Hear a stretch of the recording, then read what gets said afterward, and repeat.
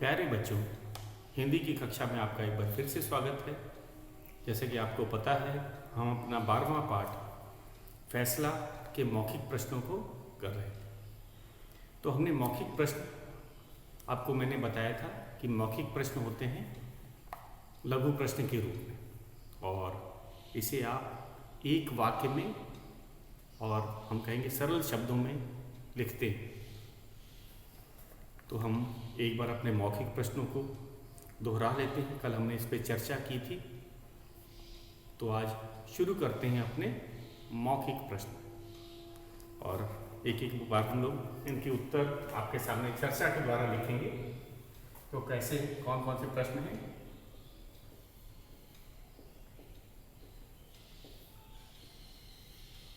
हमारा मौखिक प्रश्न में आपको पता है कि हम चर्चा द्वारा प्रश्नों के सरल उत्तर लिखते हैं, ताकि ये लघु प्रश्न के रूप में परीक्षा में आते हैं।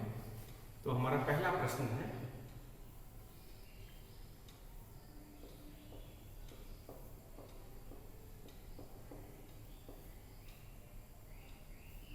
निम्नलिखित प्रश्नों के उत्तर दीजिए।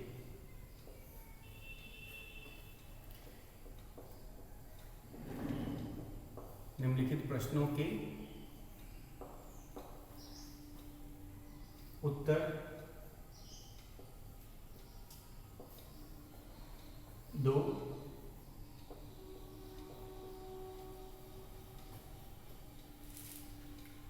पहला प्रश्न है, आकाश में धुआं क्यों छाया था? आकाश में धुआं क्यों छाया था?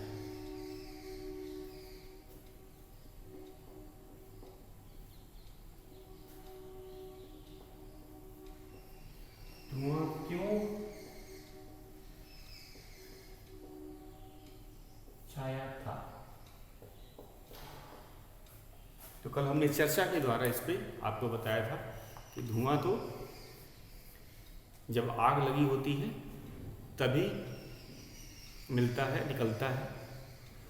तो इसका उत्तर हमने आपको बताया था, आकाश में धुआं छाया था क्योंकि एक झोपड़ी में आग लगी थी।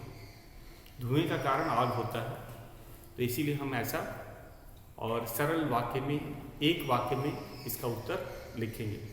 आकाश में धुआं छाया था क्योंकि एक झोपड़ी में आग लगी थी। या फिर हम ऐसे भी लिख सकते हैं, हमें अपने शब्दों का प्रयोग करके हम ये भी लिख सकते हैं, एक झोपड़ी में आग लगी थी इसलिए आकाश में धुआं छाया था। तो बच्चों, जो वाक्य जो बनाएंगे हम उसे अपने अनुसार लिख सकते हैं। लिखते समय आपको याद रखिएगा कि वाक्य सरल होना चाहिए, छोटा होना चाहिए। कुछ बच्चे बहुत लंबा वाक्य लिखने की कोशिश करते हैं, तो उससे भी हमें बचना चाहिए और सरल शब्दों का प्रयोग करना चाहिए, ज़्यादा कठिन शब्द का। और एक और ज़रूरी है, जितना पूछा जाए उतना ही उत्तर लिखें। जैसे हमें इसी प्रश्न की बात करें, आकाश में धुआं क्यों छाया था, तो धुएं का कारण ही पूछा है। एक तरह से देखा जाए तो आकाश में धुआं क्यों छाया था, इसमें हमें केवल धुएं का कारण ही बताना है। धुआं क्यों था? क्योंकि एक झोपड़ी में आग लगी थी, इस कारण से धुआं निकल रहा है। तो हमें और विस्तार से नहीं बताना है कि झोपड़ी में क्या था, कौन वहाँ पे पहुँचा, किसने किसको बचाने का प्रयास किया, ये सब नहीं लिखना। तो हम लिखेंगे, एक झोपड़ी में आग लगी थी इसीलिए या इसलिए आकाश में धुआं छाया था। या फिर आकाश में धुआं छाया था क्योंकि एक झोपड़ी में आग लगी थी। तो दोनों ही सही है। उसी तरह अगले ख प्रश्न पे चलते हैं। बच्चों, आप देख रहे हो कि हम इसे लिखवा नहीं रहे हैं, क्योंकि ये चर्चा वाला मौखिक प्रश्न है और आप इसे अपने शब्दों में लिख सकते हैं। लघु प्रश्न के रूप में आता है, इसीलिए मैं जान के इसे लिखवा नहीं रहा हूँ। हम हाँ, लिखित प्रश्नों को हम लिखवाएंगे। ख है हमारा, ख प्रश्न था, राजन ने सांप की क्या मदद की? राजन ने सांप की क्या मदद की?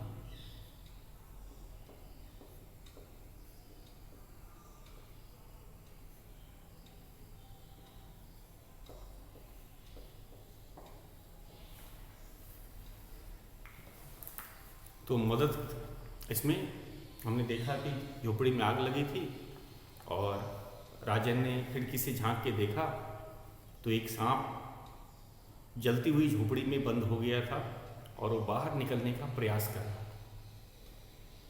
तो राजन ने दरवाजा खोलकर सांप की आग से जलने में मदद की, या हम कहेंगे सांप की जान बचाई। तो दोनों ही तरह सही है। तो हम इसका उत्तर है राजन ने सांप की क्या मदद की? राजन ने सांप की आग से जान बचाकर मदद की, ऐसे भी हम लिख सकते हैं। तो इसमें सभी उत्तर सही होते हैं।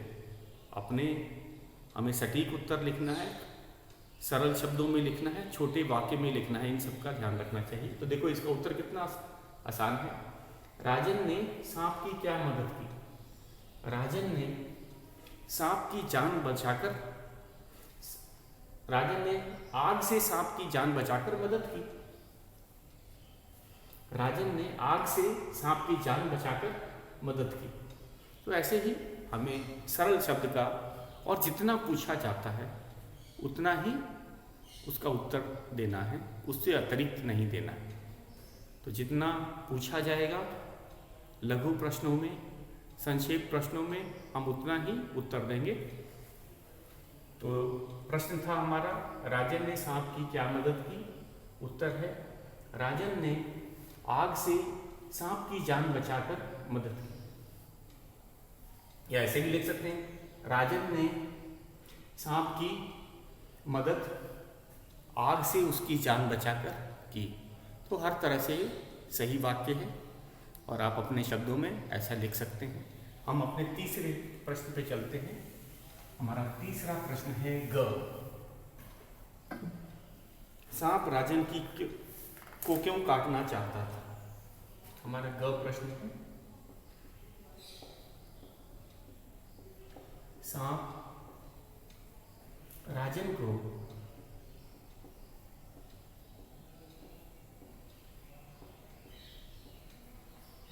क्यों काटना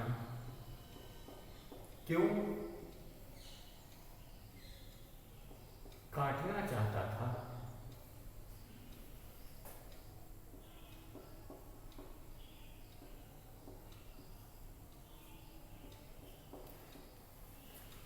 ये है सांप राजन को क्यों काटना चाहता था। काटने का कारण हमें बताना है, क्योंकि वह समझता था कि सभी मनुष्य बुरे होते। सांप को लगता था कि सभी मनुष्य बुरे होते हैं, इसीलिए वह, और राजन भी तो एक मनुष्य का बच्चा था, वह भी मनुष्य ही तो था, इसीलिए सांप उसे काटना चाहता। तो कारण यही था। तो हम अपना इसका उत्तर लिखेंगे सांप राजन को क्यों काटना चाहता। सांप को सभी मनुष्य बुरे लगते थे, इसीलिए वह राजन को काटना चाहता था। क्योंकि भाई राजन भी तो मनुष्य था, तो इसीलिए इसका हमें कारण लिखना है। छोटे में बच्चों ऐसे ही लिखा जाता है, जितना पूछा जाए उतना। सांप राजन को क्यों काटना चाहता था? सांप को सभी मनुष्य बुरे लगते थे, इसीलिए वह राजन को काटना चाहता था। तो ये था हमारा तीसरा का उत्तर, या ऐसे भी हम लिख सकते हैं सांप राजन को काटना चाहता था क्योंकि वह मनुष्यों को बुरा मानता था, या मनुष्य उसे बुरे लगते थे। सभी मनुष्य सांप को बुरे लगते थे, इसीलिए सांप राजन को काटना चाहता था। ऐसे भी लिख सकते हैं सभी मनुष्य सांप को बुरे लगते थे, इसलिए सांप राजन को काटना चाहता था। तो अब हम अपने अंतिम और घ प्रश्न में चलते हैं। आपने देखा कि हम कैसे छोटे उत्तर लिख रहे हैं, लघु उत्तर लिख रहे हैं। ये है हमारा घ अंतिम प्रश्न है। वृक्ष और तालाब, वृक्ष और तालाब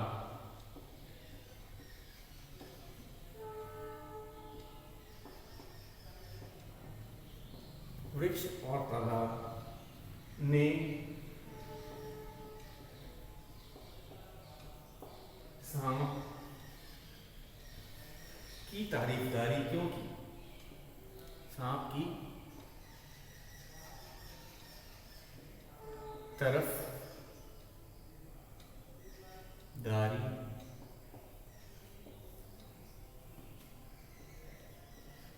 क्यों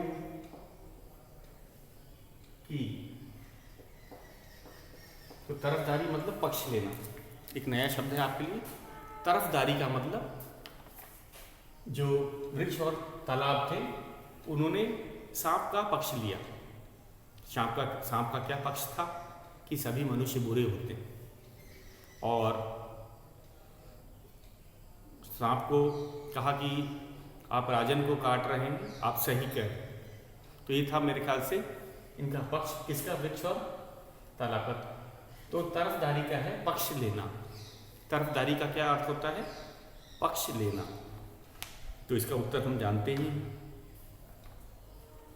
वृक्ष और तालाब भी मनुष्यों को बुरा मानते थे, इसीलिए उन्होंने सांप की तरफदारी की। तो ऐसे भी लिखा जा सकता है। तो बच्चों उत्तर कोई गलत नहीं। हम लिखेंगे वृक्ष और तालाब, वृक्ष और तालाब मनुष्यों को बुरा मानते थे, इसीलिए उन्होंने सांप की तरफदारी की।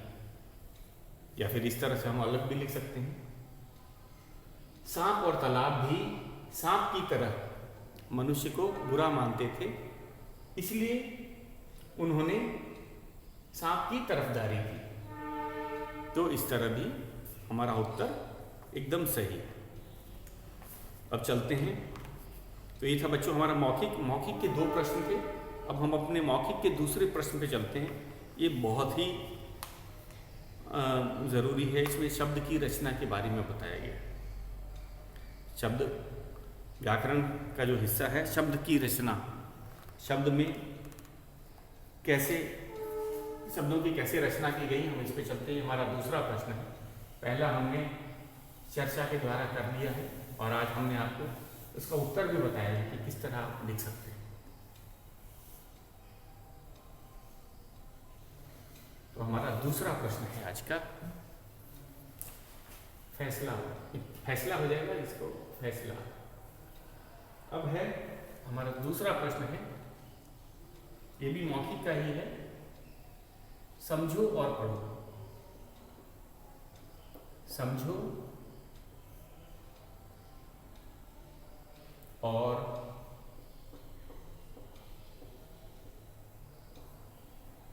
पढ़ो।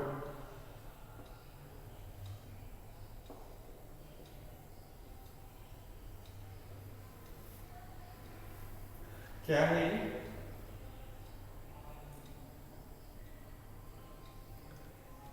स हलंत जमा त। तो हम इस पे इन वर्णों को जरा ध्यान से देखिएगा बच्चों। ये है स में हल का निशान लगा है या हलंत का निशान लगा है, फिर जमा त, और ये क्या बनेगा? आधा स और पूरा त। और इससे बनने वाले हम शब्द लिख रहे हैं। कौन कौन से शब्द इनसे बनते हैं तो उनके बारे में आ जाते हैं हम लोग। आधा स और त से बनने वाला है बिस्तर।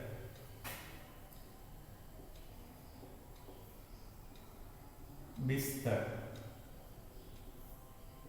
उसके बाद आ जाते हैं बस्ता। बस्ता। फिर और आगे चलते हैं नमस्ते।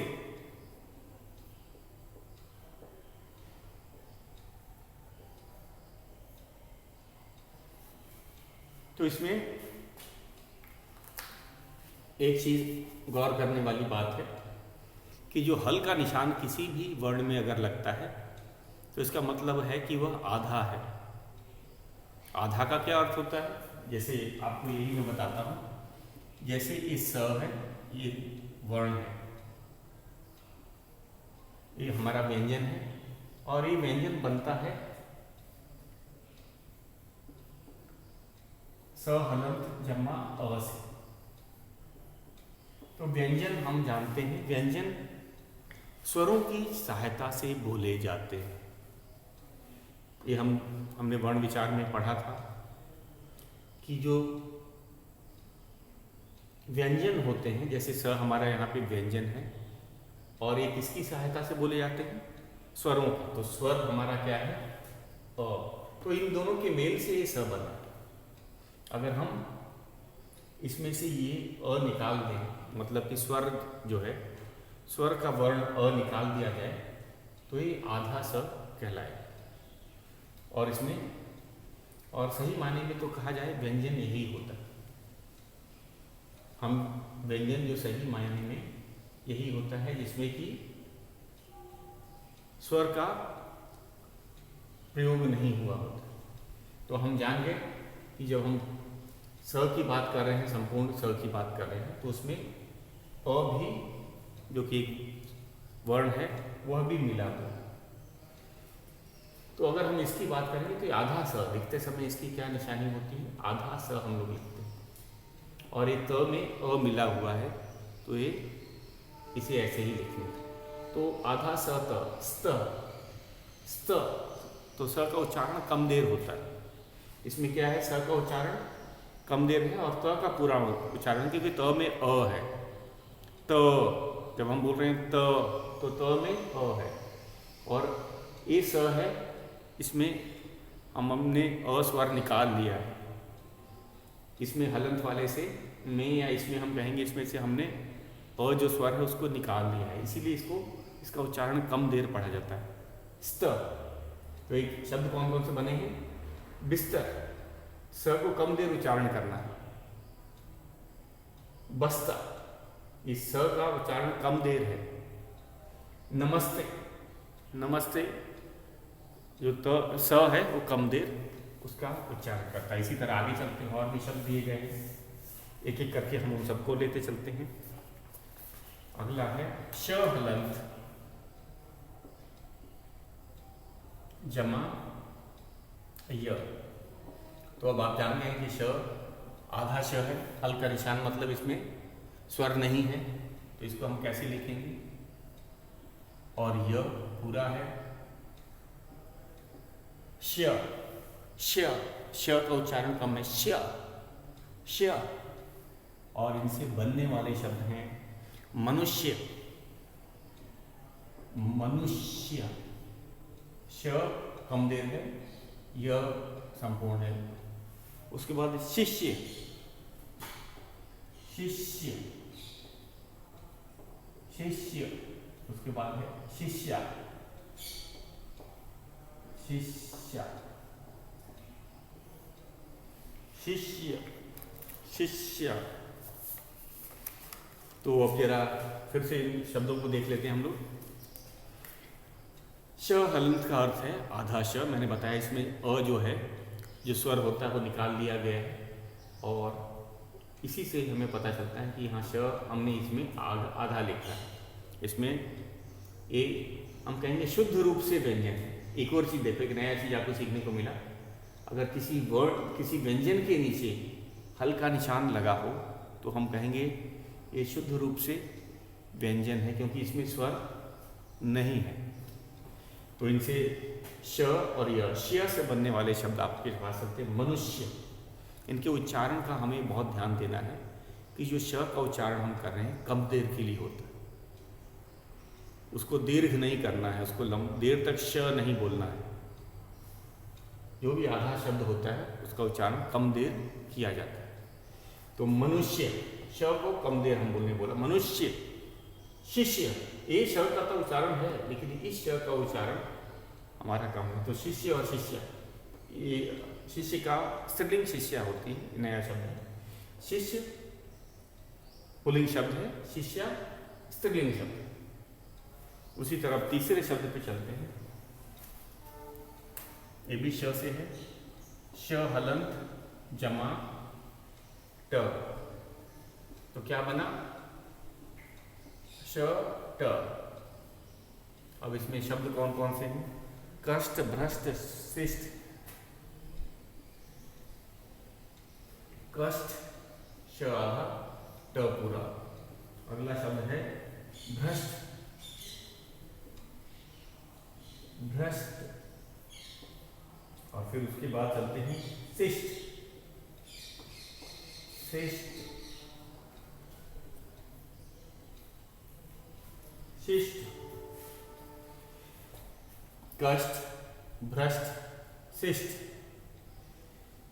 तो इसे इसका भी उच्चारण कम देर होगा। कष्ट, क का पूर्ण उच्चारण है, ट का भी पूर्ण है, श का छोटा उच्चारण करने लघु उच्चारण है। कष्ट, भ्रष्ट, शिष्ट। शिष्ट से शिष्टाचार बनता है, भ्रष्ट से भ्रष्टाचार। कष्ट से, कष्ट का होता है किसी को दुख या तकलीफ, जैसे कि हमारे पाठ में भी दिया है, जो वृक्ष कह रहा था कि मनुष्य उसे कष्ट देते हैं। कष्ट मतलब दुख देना, तकलीफ देना। अगला है हमारा व हलंत, व हलंत जमा य। तो यहाँ पे व है, आधा है। वो क्या है? आधा है। तो आधा व हम इस तरह से लिखते हैं, और यह व्यंजन जो है उसको इस तरह लिखेंगे, व्य। आधा व्य, आधा व पूरा यह व्य। अब इसमें व्यवहार, व्यवहार, व्यवहार। तो इस व को हम, इसका उच्चारण कम है, ये आपने इसको बोल के इसको आपने अभ्यास में किया हुआ था। व्यवहार, ये व का, इस व का पूरा उच्चारण करना है, लेकिन जो पहला वाला व है ये आधा है। तो शुरुआत हमारे व्य, य का उच्चारण ज्यादा होना चाहिए। व से य का उच्चारण, य का उच्चारण ज्यादा होगा, लेकिन इस व का पूरा उच्चारण होगा। ये पूर्ण व्यंजन है, व्यवहार। आगे चलते हैं। अगला है व्यक्ति, व्यक्ति, व्यक्ति। और अंतिम है व्यायाम, व्यायाम। व्यायाम को कसरत भी कहते हैं, कसरत करना, एक्सरसाइज को व्यायाम कहते हैं। व्यक्ति, व्यवहार, व्यक्ति और व्यवहार। आगे चलते हैं। मैं इसे मिटा देता हूँ, एक बार फिर से आप देख लीजिए, पढ़ लेता हूँ, उसके बाद अगला क्या है। तो आधा स हलंत जमा त, स्त, बिस्तर, बस्ता, नमस्ते। श हलंत जमा य, श्य, मनुष्य, शिष्य, शिष्य। श हलंत जमा ट, शट, कष्ट, भ्रष्ट, शिष्ट। व हलंत जमा य, व्य, व्यवहार, व्यक्ति, व्यायाम। अब आगे चलते हैं।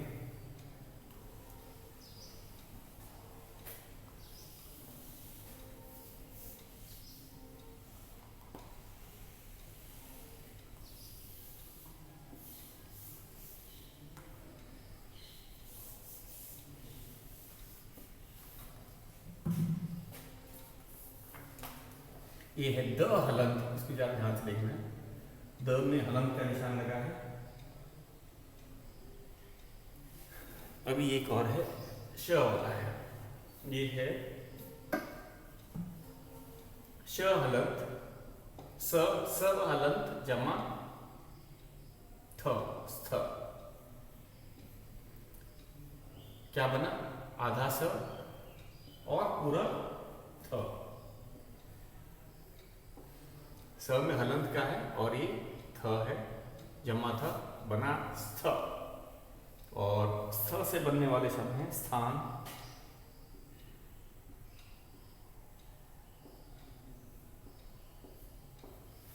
उसके बाद है स्थाई,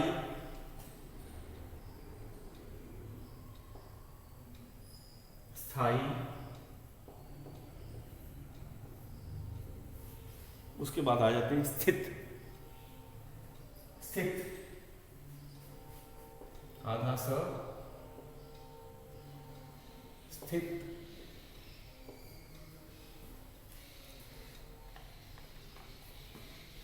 तो जब भी हमें छोटी ई की मात्रा, एक बार मैं फिर से आपको इसका भी बता देता हूँ, जैसे व्यक्ति, व्यक्ति और स्थित, इन सब में जरा आप गौर कीजिएगा।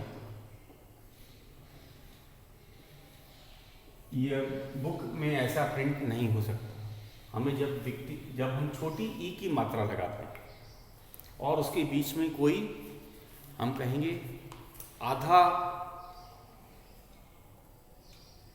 व्यंजन आता है, आधा मतलब हलंत वाला, तो उसके ऊपर छोटी ई की मात्रा नहीं लगती है, उसके आगे वाले पूर्ण वर्ग पे लगती है। और ये बुक में प्रिंटिंग में ये नहीं आता है, ये इसका ज़रा ध्यान दीजिएगा कि बुक की जो प्रिंटिंग होती है, जैसे हमने अब बुक में देखा है व्यक्ति, बुक में व्यक्ति कैसा लिखा हुआ है, ज़रा ध्यान से देखिए।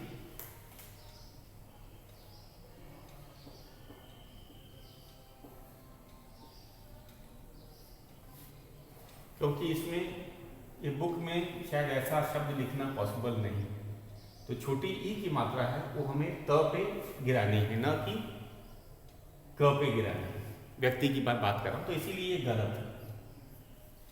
व्याकरण की दृष्टि से अगर कहा जाए तो ये गलत है।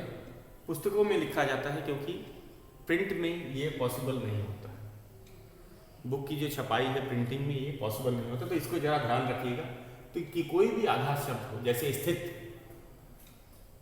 आधा स है, इसीलिए जो है इस मात्रा है थ पे गिराई जाती है, न कि स पे। व्यक्ति, व्यक्ति क आधा है, इसीलिए जो जो जो ई की मात्रा है, छोटी ई की मात्रा है, त पे गिर रही है, न कि क पे। ये गलत है, ये सही है, तो इसको भी हमें ध्यान देना है। अगला है हमारा द जमा ध, द में हलंत है, तो ये इसे हम कहेंगे द ध। इसका अर्थ है कि द आधा है, ध पूरा है, और इसको इस तरह से भी लिखा जाता है, जरा ध्यान दीजिएगा। तो कई बार बच्चों को ये गलतफहमी रहती है कि इसमें ध आधा है और द पूरा दिख रहा है, तो ये बात नहीं है। इसमें द आधा है, ध पूरा है, ये बच्चों को ध्यान देना पड़ेगा। तो इससे बनने वाले शब्द क्या है? शुद्ध, शुद्ध,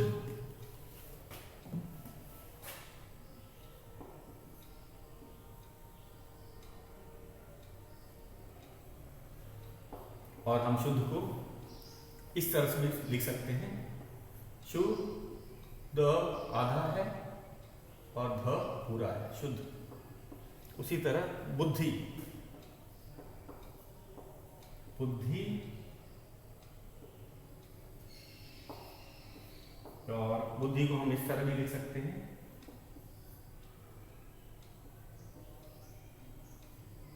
तो इसमें भी द आधा है। और वृद्धि,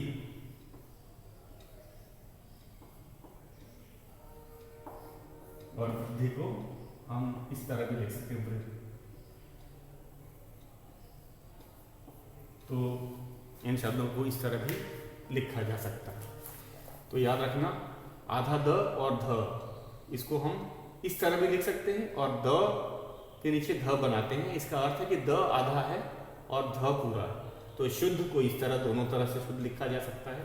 बुद्धि भी दोनों तरह से ही ये सही है, और वृद्धि भी दोनों तरह से सही। तो बच्चों, आज आपको इसी को पढ़ना है और समझना है, और हम पाठ के लिखित प्रश्नों को कल करेंगे। आज के लिए बस इतना ही।